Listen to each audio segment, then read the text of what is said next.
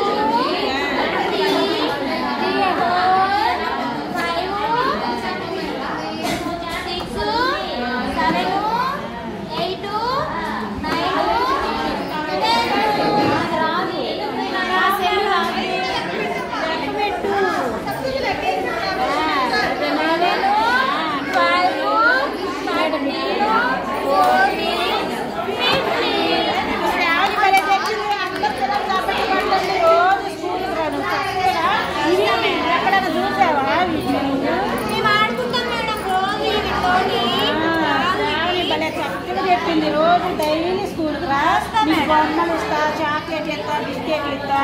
అన్నం తినొచ్చావా స్కూల్కి? తినొచ్చా మేడం. అమ్మ ఏం కూర?